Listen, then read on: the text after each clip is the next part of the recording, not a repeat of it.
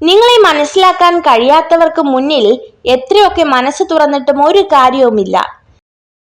ജീവിതത്തെ സന്തോഷത്തോടെ നയിക്കണം എന്നതായിരിക്കണം നമ്മുടെ ലക്ഷ്യം. അല്ലാതെ ജീവിതം എളുപ്പമാക്കണം എന്ന് നമ്മൾ ചിന്തിക്കരുത്. അനുഭവിക്കുന്ന സന്തോഷങ്ങളിൽ നിന്നും ദുഃഖങ്ങളിൽ നിന്നും പാഠങ്ങൾ ഉൾക്കൊള്ളുക. മറ്റാരും പ്രതീക്ഷിക്കുന്നതിനേക്കാൾ ഉയർന്ന നിലവാരത്തിൽ എത്തുവാനുള്ള ഉത്തരവാദിത്വം സ്വയം ഏറ്റെടുക്കുക. ഒരിക്കലും സ്വന്തം തെറ്റുകൾ മറച്ചു വെക്കുകയോ സ്വയം സഹതപിക്കുകയോ ചെയ്യരുത്. നിങ്ങൾ നിങ്ങളോട് തന്നെ ഒരു കർക്കശക്കാരനായ യജമാനനായിരിക്കുക. അതോടൊപ്പം എല്ലാവരോടും സൗമ്യനായിരിക്കുക. ജീവിതം ഒരു കണ്ണാടി പോലെയാണ്. നിങ്ങൾ പുഞ്ചിരിച്ചാൽ മാത്രമേ അത് നിങ്ങൾക്ക് നേരെ പുഞ്ചിരിക്കുകയുള്ളൂ. ഹിംസയിലൂടെ നേടുന്ന വിജയം വിജയമല്ല, അത് തോൽവിയാണ്. എന്തെന്നാൽ അത് വെറും നൈമിഷികം മാത്രമാണ്.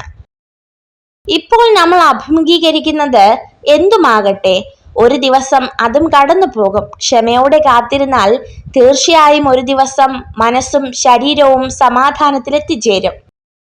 മറ്റുള്ളവരുടെ തെറ്റുകളിൽ നിന്നും പാഠം പഠിക്കേണ്ടതാണ്. കാരണം സ്വയം തെറ്റ് സംഭവിച്ചതിന് ശേഷം പാഠം പഠിക്കുവാൻ തീരുമാനിച്ചാൽ ജീവിതം ഒരുപാട് വ്യർത്ഥമായി പോകുന്നതാണ്.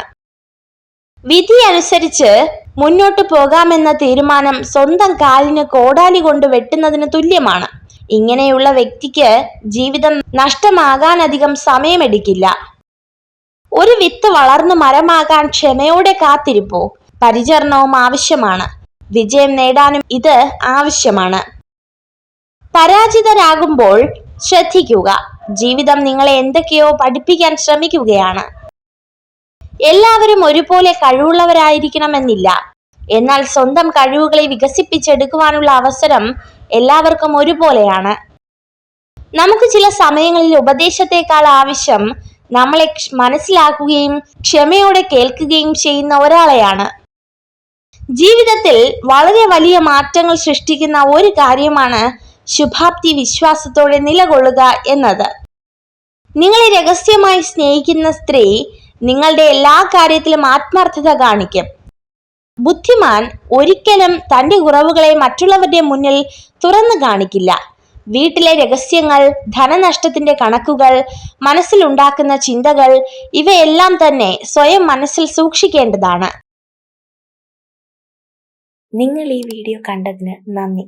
ഇതുപോലുള്ള കൂടുതൽ വീഡിയോകൾക്കായി ചാനൽ സബ്സ്ക്രൈബ് ചെയ്യൂ.